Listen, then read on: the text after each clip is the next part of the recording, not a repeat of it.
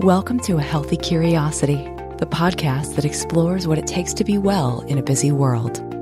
With self-care strategies from Chinese medicine, functional medicine, Ayurveda, neuroscience, and beyond. I'm your host, Brody Welch, a licensed acupuncturist and transformation catalyst, here to support you on your journey of health, happiness, and personal evolution. Welcome to today's show. I'm your host, Brody Welch, a licensed acupuncturist and a holistic self-care strategist. And today's show is for you if you are experiencing any kind of heaviness. Seems like there is a lot of that going around right now.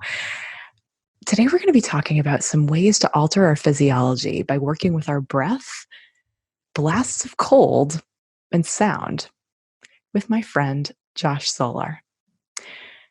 I met Josh a few years ago. I think we were trying to figure out when exactly that was, maybe 2016, and had an opportunity to experience Josh's version of being a channel for the light and love that is used for healing, kindness, warmth, and goodness.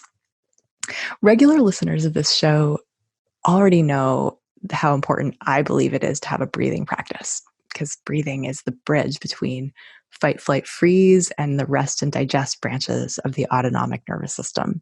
So I think it's the most important skill that we can have to tell ourselves that there is no emergency and that it's okay to relax. Breathing is also our connection to the present moment, and that you can't breathe from the past or save it up for the future, and that it powers the flow of energy and consciousness around the body. It's been used this way in the yoga and qigong traditions. It's something that I teach my clients on retreats and in my bundle of breathing meditations. Learning how to use your breath skillfully is a legit superpower. So that's why I invited Josh to come on the show to talk about the power of breathwork and other seemingly deceptively simple, but really profound ways of tinkering with our biology to affect our minds and consciousness. Josh is an explorer of all things human. He's a devoted husband and father, a breathwork teacher, Reiki master, ambient music maker, and lover of all things that bring him into a state of wonder. Josh, welcome to A Healthy Curiosity. Thank you for having me. That was quite the intro. Well, I remember experiencing a Josh Solar breathing session back in 2016. Do you remember that? Yeah. Did we do it on the beach? Yeah, we did it on the beach. And I remember that, I just have this, I don't even exactly remember what happened, except for that we spent a few minutes doing some breathing. And then you were like, now we're going to do push-ups. Yes. And I remember, I think, were we holding our breath during the push-ups? Mm-hmm. Okay. Yep. And I remember that I knocked out 45 push-ups without stopping, which is roughly twice as many as I could ordinarily do, and being like, what is going on here? Yeah. It's one of those things where you put your body into a controlled state of stress, and then it responds with more strength than you thought you had. So that really is kind of like the embodied version of post-traumatic growth. Yeah, pretty much. We put ourselves in a state of stress, and then we can do something amazing. Mm-hmm. And honestly, all of my work and all of the things that I do is coming from my own habits of putting my body into these uncomfortable states, and then training my nervous system to respond from a calmer state of presence, right? Through the breath, using cold water, using music, using all sorts of different things. And so that when those uncomfortable moments come up in life, like maybe a difficult conversation, or just right now, just with all the heaviness that's in the air, your body knows how to handle that in a healthier way. It seems like you're teaching resilience. Pretty much. Yeah. That is a good thing. Yeah. Resilience, inner fortitude, all of those strong words. So starting with the breath work, tell us a little bit about where this comes from. Obviously, my background is in qigong and yoga and the breathing practices that come from basically the Eastern wisdom traditions and medical traditions and spiritual traditions. What kind of breath work are you teaching? So the stuff that I teach is basically a combination of 3 different teachers. And it's just different people that I've studied with and worked with throughout the last 5, 6 years. And I just found that there was some overlap there. And so where it really came from is that I am the epitome of privileged white male. And my life was easy until I was 34. And then my son got sick. And I will get into your question, but I feel like this background, like really, it shares why and how I found all this stuff. Yeah, absolutely. Go for it. So my son got sick and he was sick for 18 months and we were planning on going to Europe with our family for 6 months. We were homeschooling at the time and we were just going to road trip around and just really show them the world and us to see the world. And he got sick and we found out about a month before we were supposed to leave for this trip that he had cystic fibrosis, and we had to cancel the trip because we just couldn't travel for that long a time. And we then had my 2 daughters tested, and one of them also tested positive for cystic fibrosis.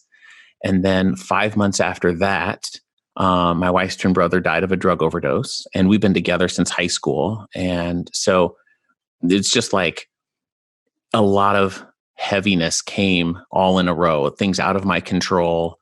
And I struggled really bad. Like that was the time of my life where my wife and I fought more than we ever had.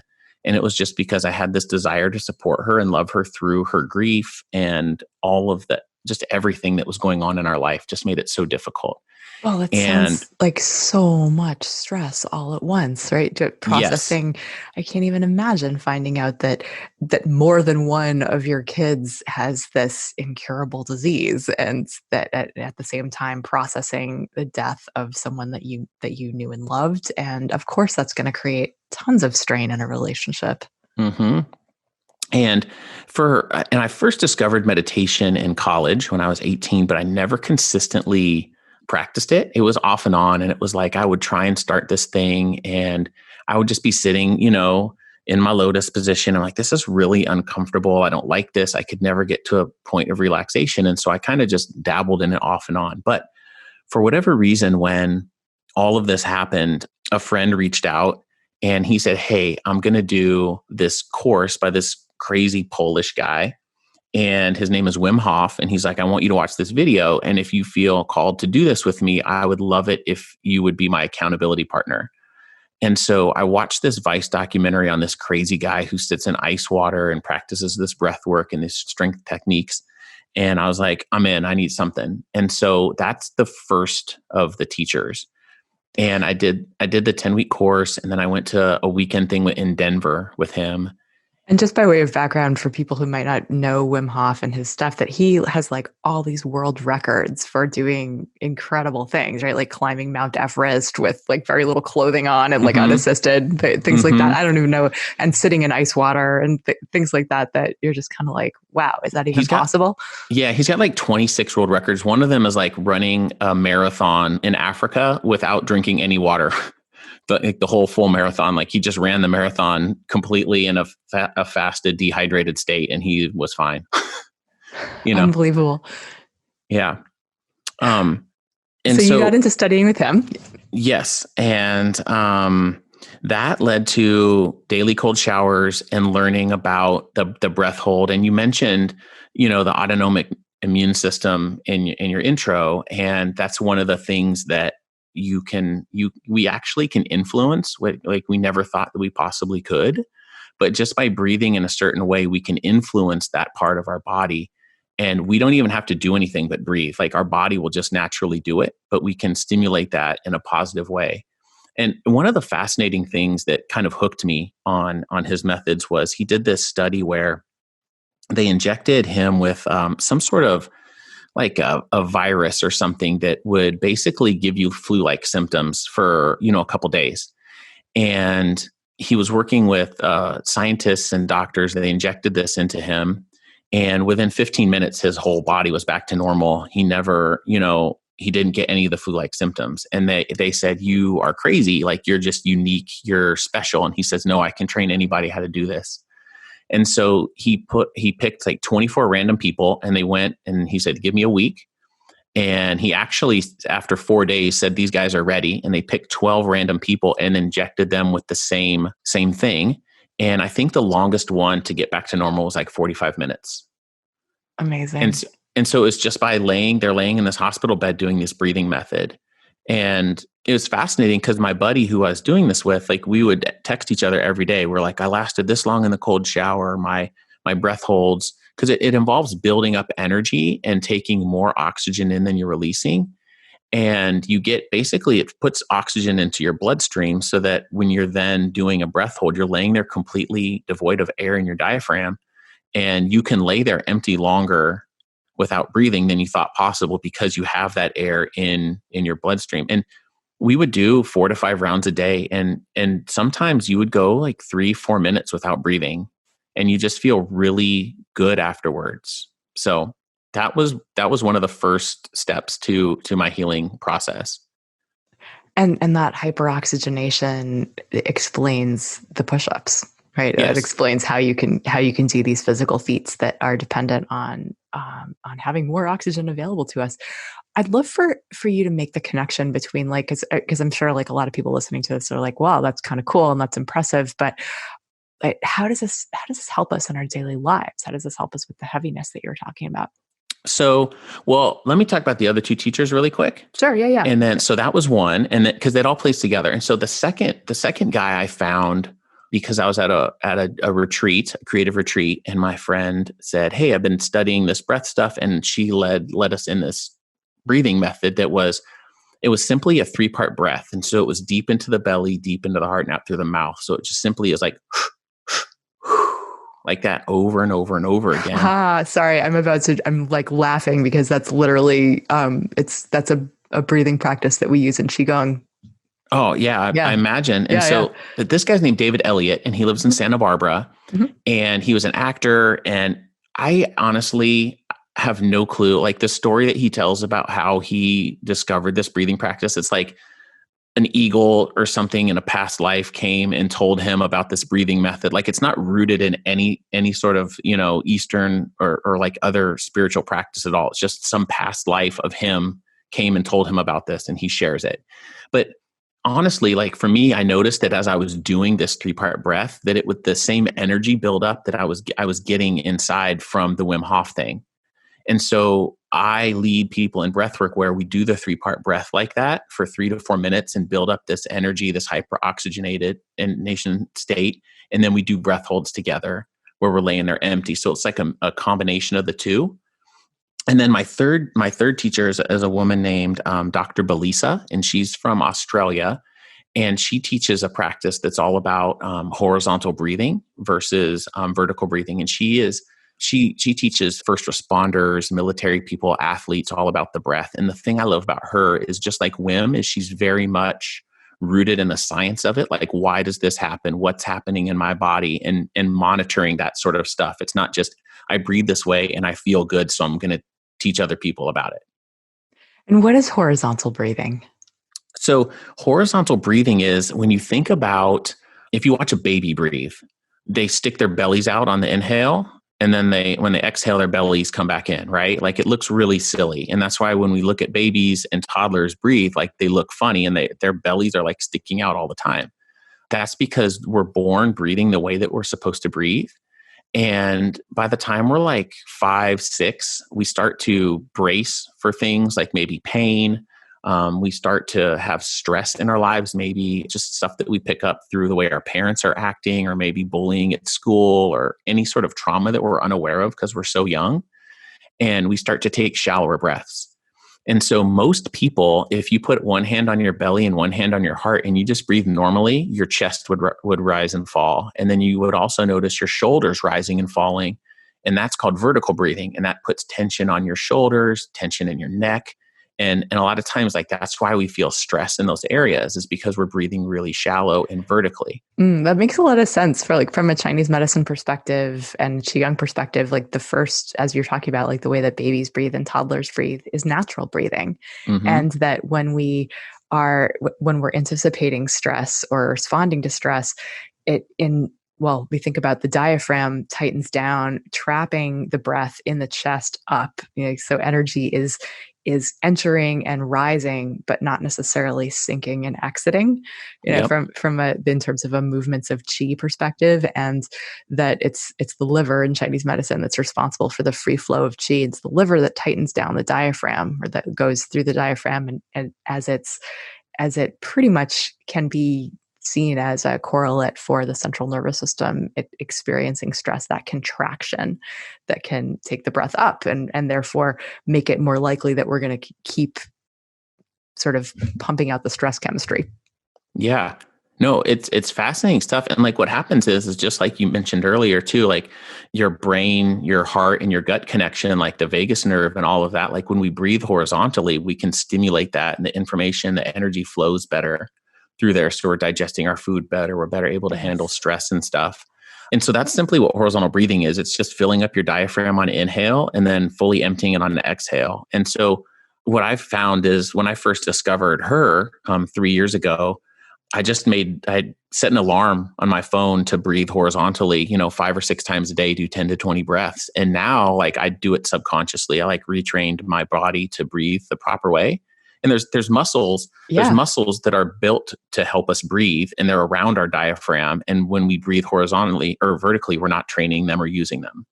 I can feel that, like, even just as I'm sitting here talking to you, that in order to bring the breath down, it requires things going on in the abdomen. It requires things going on lower down in the body in order to create space for the diaphragm to move. And that practice that you're talking about of like multiple times a day training yourself so that it becomes second nature, it's like that it's not easy, but it's really doable. Yep, absolutely. And so that's kind of how my sessions work, is that we do 5 rounds of the intense active breathing with the 3-part breath building up into a breath hold. And then we end with 15 to 20 minutes of the relaxed horizontal breathing. And so just the combination of those 3 things is what I lead people through. And I do that often in my own life. Anytime I need to reset, anytime I'm feeling anxious, if my wife and I are arguing sometimes and I'm like, hang on, babe, I want to approach this from a more calm and present state so that we don't escalate this any further, so that we can, and so I need a break. And so she knows that I'm going to come and lay down on the floor and do my breath work. And then I'll come back and I'll be able to approach it from a more calm manner. But some of the other stuff that's fascinating, like that was a long way to get back to the question about like, how does this help me, is that I just think about just how life is stressful and chaotic and unpredictable. And we're constantly in that fight, flight, or freeze mode. And so for whatever reason, when I do breath work, it gets me out of that fight, flight, or freeze mode, and it gets me into my body in a quick and efficient manner. And then I can transform the heaviness and the chaos and the stress or grief or trauma, sadness, anger, like any of those things that you're feeling, into something that's not so big and heavy.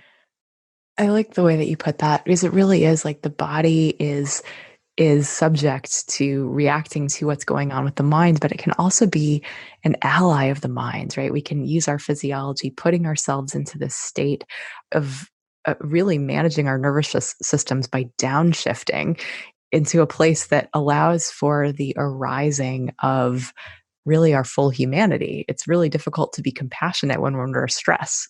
Mm-hmm. And the idea is that like we've been trained and taught our whole life that like these emotions are bad and we shouldn't feel them. But that's like, I've found that that's the opposite, is that like our body wants us to feel these things because it's pointing us in either away from how we want to live our life or to, how we do want to live our life. And when I breathe this way, like doing the breath work, usually like in the first or second round, I mean, it's uncomfortable. Like it's called breath work for a reason. Like it feels like work, and these things that your body is holding on to and storing are going to come up. And often I'm crying. I make noises which, or vibrate, like I'm shaking, and just all of this stuff like happens without me, consciously controlling it. And that's my body's way of releasing it and transforming these heavy emotions into something else. This episode of A Healthy Curiosity is brought to you by BrodyWelch.com. Whether you are looking to learn more about Chinese medicine, Qigong, healthy habits, or get some personalized, compassionate strategy to make changes in your life, I'm here to help. You've tuned into this show because you are a smart person who knows that health does not come from the bottom of a pill bottle and that it is something that you need to do for yourself each and every day. Sadly, listening to this podcast alone is not going to get you the results you want. You got to take action, and I'm here to help you. Visit my website, BRODIEWELCH.com.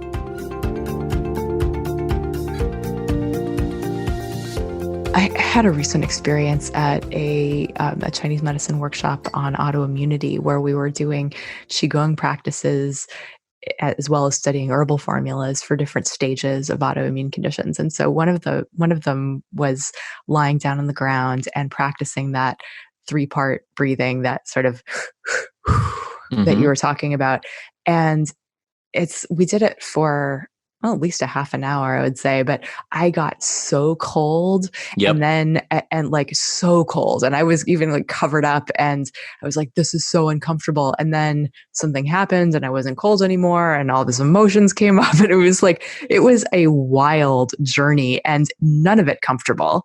But afterwards felt like, wow, that was really, it felt like how I explained what was going on is that as we breathe, we're moving through blockages and stagnation in our energetic fields and in our physical bodies. And as we do that, stuck energy can be stuck emotions. It can be stuck patterning. It can be all kinds of things. And as we breathe, we allow some of that stuff to move. And I don't necessarily claim to fully understand it, but I know how much power it has.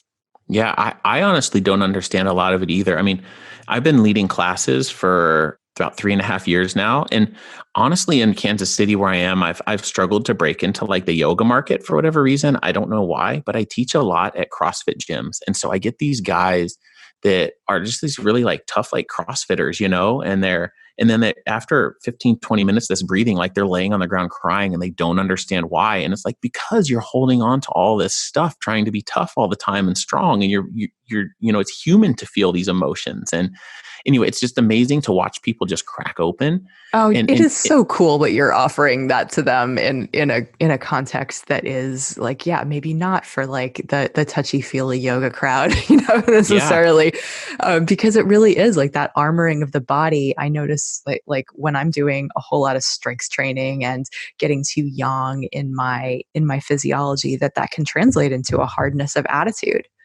And a lot of times it does take breaking through that to balance things out.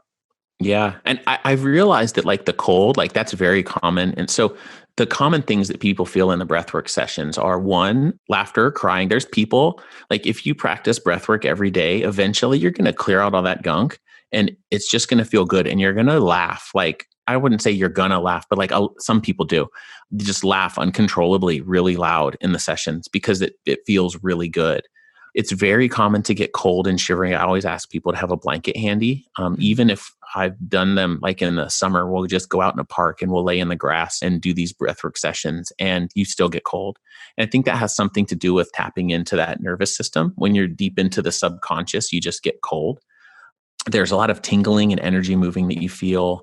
You'll get tinnitus in your ears coming and going. Sometimes your face will go numb. So sometimes I feel like when I'm leading these classes that when we're deep into it, it's a really good chance to send positive messages into our subconscious. So I have people repeat after me about being strong or brave or courageous and allowing themselves to feel these heavy feelings and stuff. And there'll be people that will try and talk and they just mumble like because your jaw and your face is like locked up.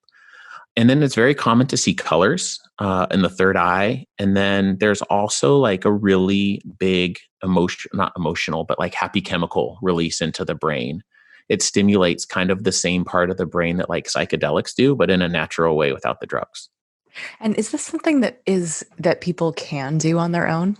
Oh, absolutely. Yeah. Like, I love the in-person classes because I have different tools, essential oils. I have some tuning forks that I use and being able to, bring Reiki into the session. Like sometimes people, I can tell when it's hard that I'll come put my hands like on their feet and stuff like that. But I've also taught myself how to make music so that I could make these digital breathwork classes for people to practice just in their home on their own. So yeah, it's so you absolutely actually combine the breath work with some of the music that you do. Yeah, I got into one of the things when I first started making or getting into meditation is the only thing that helped me relax was binaural beats, which binaural beats is different sound frequencies in each ear. So you have to use stereo headphones in it. And so they're off by a certain frequency. And then that frequency stimulates your brain and helps it produce different brain waves, right? Moving. So like just a very basic, when we're in just a normal state, like right now we're in beta. So we're thinking, our brain is kind of just like all over the place. And so the wave is a little bit jaggedy. Sometimes it's small, sometimes it's higher. And then as you go lower and you start to meditate, or when you're working and you're really focused, you move into alpha, which is a more steady wave. And then you can move into even deeper, which is theta. And then even the deepest is delta, which is like deep, like REM sleep dreaming kind of stuff. And then they also have the other one that we're into sometimes is gamma. And so that's like really fast and consistent. So that's like a really focused state, if you will. And so what happens is they found that like monks who meditate for years, like they can relax and their brains are operating at these different wavelengths. And so binaural beats basically is like a hack in the sense that you don't have to train for years and years and years in meditation sitting in a cave to get your brain to this state quickly. I personally am a huge fan of of hacking the ancient wisdom to create the results that we want in shorter amount of time. I think that's fascinating. So different ways of putting together beats that can trigger different states in the brain. Yep. And actually, like the music that I make for my breathwork classes, it's interesting because I wanted something that was very simple that people could breathe to. And so like if you get one of my classes off of my website, they come with a file of me talking. And then you can also have a file, like once you've done it for a while, you know how to do it and you don't need to hear me talking anymore. You don't want to hear me talking. Like you get the music by itself.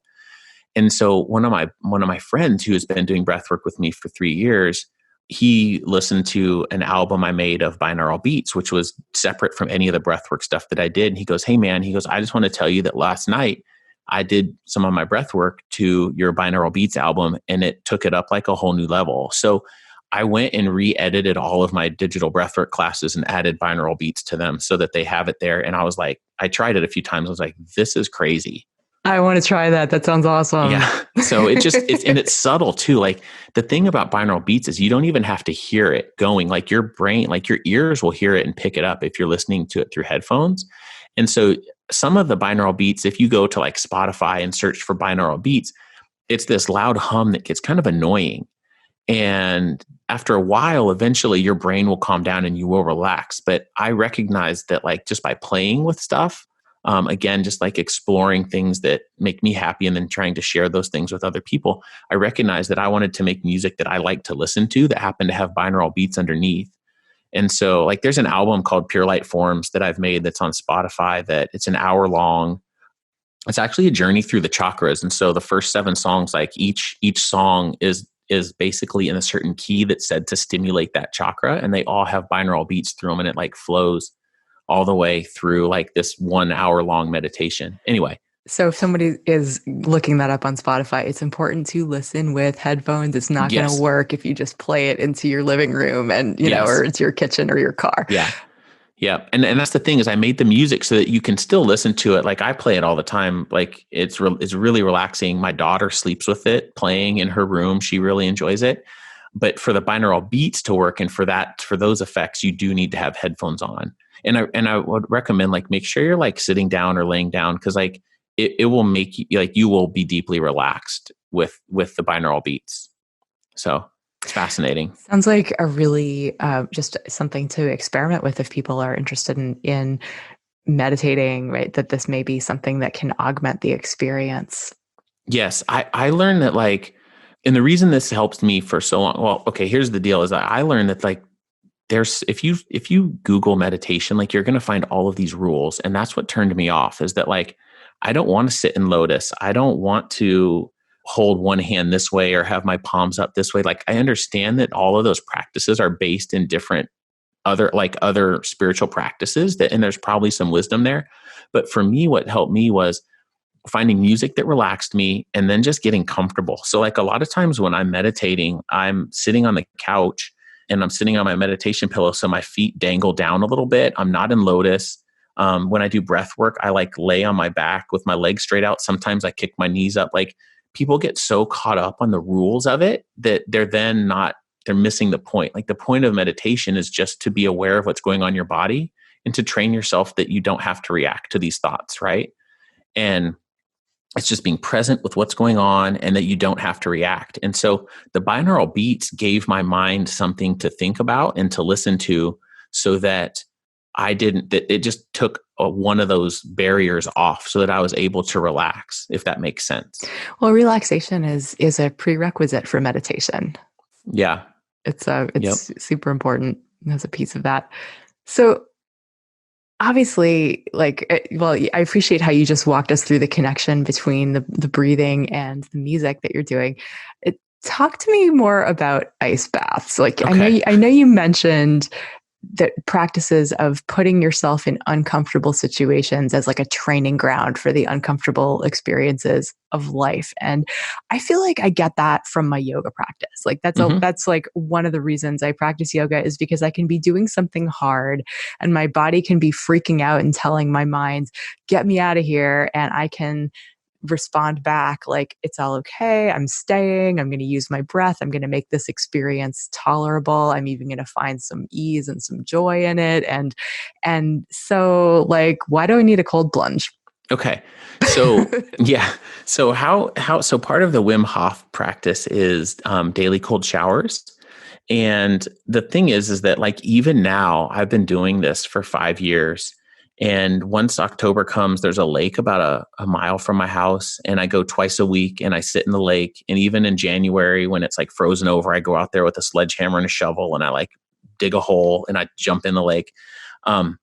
By the way, I used to do that as a teenager. I was all about the cold plunge, probably because Yeah. there wasn't enough to do in the murk of suburbia in Massachusetts. But Okay. I did have this like year of skinny dipping in this one particular pond every month, including January, which meant like the pickaxe and Yeah. shoveling out feet of ice into like a grave-sized hole and then jumping in and then like sprinting back to a preheated car and feeling incredibly alive. And, I remember Yep. that feeling as like almost a religious experience, or just something that where it was like such a adrenaline shot and loving that feeling. But maybe now, like maybe it's my low adrenal energy, but I absolutely recoil from the idea of getting cold, even Yeah. for short periods of time.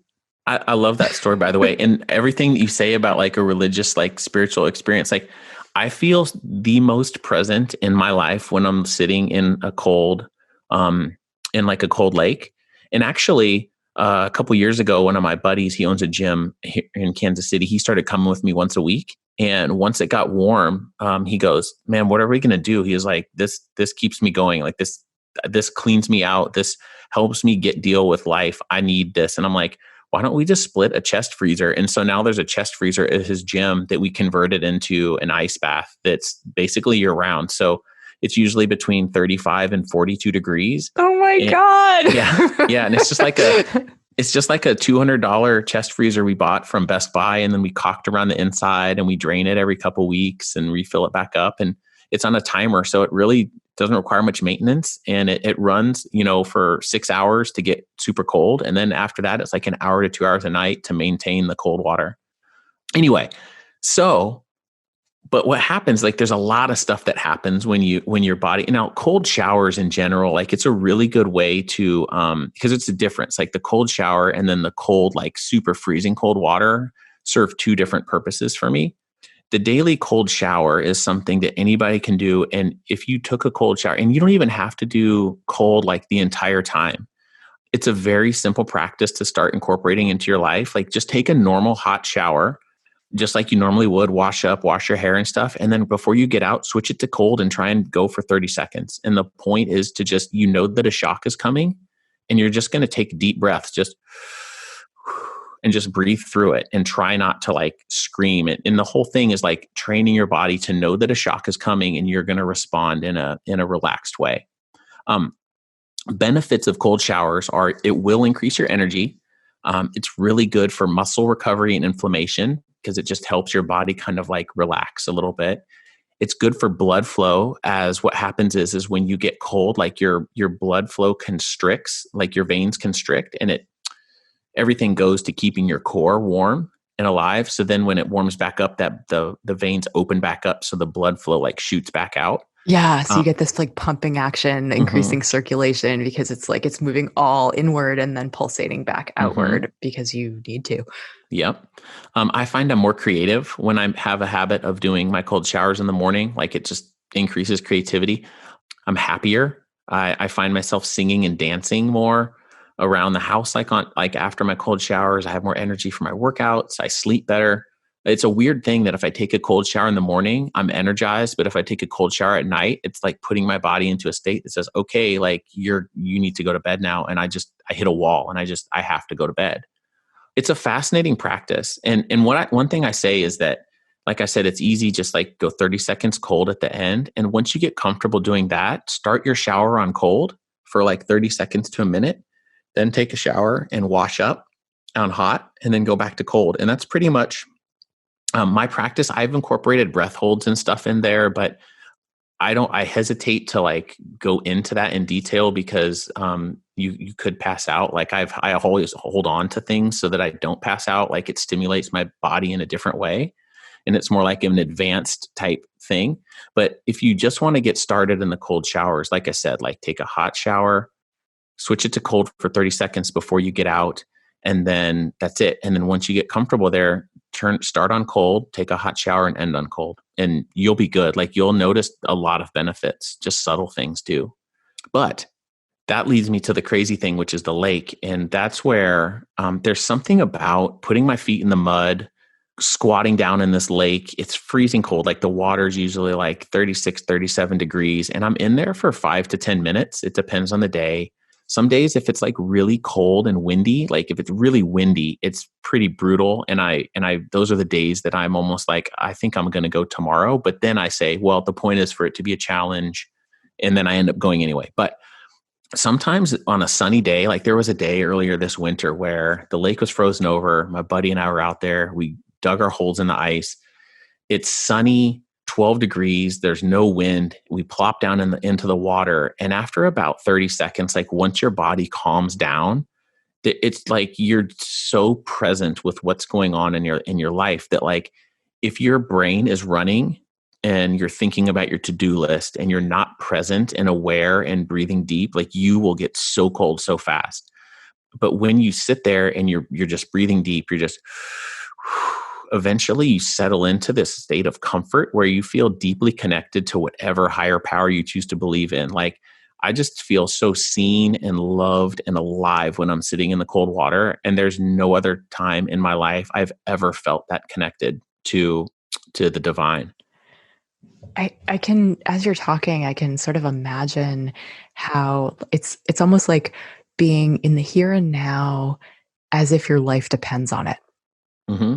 Because it's like you really have to be focused on Hmm. breathing and that pulling, that consolidation of awareness that happens with this physiological assist. I can see how that could be really potent. Yeah. And you know what's fascinating is one of my favorite things in the ice baths and in the ice water too is when I go in the lake, there's these rocks that we walk in. So we get down, we like take our shirts off and we walk in and we sit down and then we get out. I sit down on the rocks and I just sit there and I do these breath holds where I inhale and keep in mind I haven't dried off. It's the first thing I do when I get out of the water. I inhale and I like basically put all of the energy and intention at the top of my spine, the base of my neck, and I just scrunch my whole body together. So it's really tight. And I'm just sending energy to that space at the top of my spine. And I'll hold for about 10 or 15 seconds and then I'll exhale and then I'll do it again. Usually within like 3 to 4 breaths, I'm sweating and I'm warm and I'm hot. And I just got out of this ice cold water. The air temperature, it depends on the day, but it's not warm, you know, and I'm sweating. And it's just like I can't explain it, but it feels amazing. Ooh, I could probably make up a story about it from a Chinese medicine perspective. You're activating your Du meridian, which is the source of all the yang energy in the body, which is heat. Oh, essentially. cool. And that so runs directly up your spine. And that point at the base of the spine is actually, it's a place that in Chinese medicine, we take care to stay covered in the wind, because it's a place that the external forces can enter the body. And so it's like you're essentially, it sounds like you're creating, you're activating the dumai, or the governor vessel, in a very physical way, and perhaps moving the yang from the kidneys up through the back body. That makes sense. That's There we interesting. go. Yeah. Awesome. Okay. Well, I don't know that you've completely convinced me, but I am inspired to give it a try Well, to do the cold shower thing, I because can tell you yeah. this. I can tell Mhm. you this with the ice baths and stuff like that. Through the last 3 years, I've taken 54 people out there with me, and every single person has like there's times where and this is the other thing that I find so fascinating about it is it's not like you're just jumping in. Like I have people do some breathing on the standing on the rocks before we get in. Like we're setting some intentions. We're building up some heat with some deep breaths. We're moving around a little bit, building up some heat. And then you walk in the water. And there comes a moment where every single time, and even I know how it's going to feel and I know how good I'm going to feel afterwards. There's still a time where I freeze up and I say, I can't do this every single time. And I watch other people do it. And then what happens is that like you eventually you're like, no, I'm here, I'm knee deep in the water, I need to just plunge in. And so I'll squat down, and within 15-20 seconds my body is settled in. It's like, okay, I got this. But watching people overcome their fears and see that like they're like saying, I can't do this, I physically can't do this. And I say, hey, you're already here, I'm asking you, just take a deep breath and sit down. Don't think about it too much more. Like it's a very primal thing to just go, right? You overthink it, you start telling yourself you can't do it, and then you sit down and you watch these people like, oh my gosh, this is amazing. And then to have those same people come back and show up again and do it more than once because they love the feeling, and so I've never had anybody get sick or hypothermia. The only time I ever got frostbite was because it was the first time I ever dug a hole in the ice, and I was an idiot, and I was standing on the ice barefoot, and Mm-hmm. it took me like 15 minutes to get this hole before I finally got in the water. And just that standing on ice for 15 minutes, you're going to be Yeah. frostbite. So now I wear flip flops, and that's the thing that I say is it's like there's no other time in your life where you can really overcome a challenge that difficult and do it repeatedly over and over and over again. And so that training of the nervous system, that training of your response to that fight, flight, or freeze, and all of that stuff like adds up to just really help you, handle the chaos and the difficulties that are inevitably going to come up in your life in a healthier and better way. And so that to me is the most important thing. And the thing that I love the most is that it is a mental challenge every single time. And every time I overcome that mental challenge, so that when something's hard in my life, I'm like, oh, I sat in ice, last week or whatever. Like I can do this. I really appreciate that, because really that proving to yourself that your mind isn't always right when it throws up these seeming obstacles, right? Like that when you don't believe that you can do something, when you feel like it's too hard or impossible, and you have evidence that you can look back on, that is how we can build our confidence that we can actually do something, and that also that we're capable of change. Hmm. Absolutely. You have a special offer for listeners of this show, and I just wanted to invite you to tell us about it. Yeah. So one of the things that I talk often just in general is that I don't ever want people to feel like they have to come to me for like everything that you guys and the listeners, that just everybody in general, if you're alive, like you have so many tools in your life to help take care of you. And I just want to create things to help people unlock those tools, just create safe spaces for people to be human, to explore their emotions. And so I have currently 3 digital breathwork classes on my website, and I created a $5 off code. So if you go to joshsolar.co and you add any of the breathwork classes to the cart and you type in healthy, you'll get $5 off. So, and they're $25, so that brings it down to $20. So Seems like an eminently reasonable thing for something that could be really potent and life-changing as a practice. I love it. Yes, absolutely. And so the last thing I say is that, like, on this stuff is that I am always open to helping people. I'm really easy to find.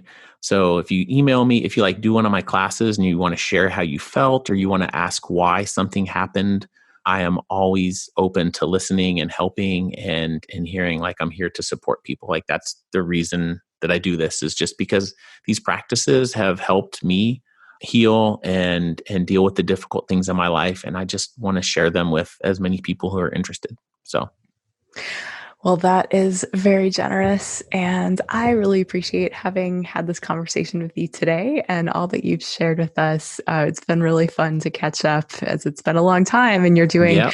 really cool things in the world, and kind of like see you as a kindred spirit. It's like, that both of us go around collecting practices that we think could help other people. And so Hmm. really fun to get to shed some light on what you're doing in the world. So we'll have links to all this in the show notes over at brodywelch.com. Josh, thanks so much for joining me today. Yeah, thanks for having me. I love just talking about this stuff. It's fascinating. And I came on and learned a lot as well. So I appreciate you sharing the stuff you shared with me. Wonderful. It's a win-win-win, hopefully. Absolutely. Thanks for listening today. To check out the show notes, get on my email list, or drop me a line, head to brodywelch.com. That's Brody with an IE and Welch with a CH. I'd love to hear from you. If you learned something new or feel inspired to try something different in your life, I'd love for you to pay it forward by sharing this episode with a friend who you think could also benefit, and give them a reason to listen. You'll be helping to create a world where we encourage each other to embody self-respect. Till next time, be good to yourself.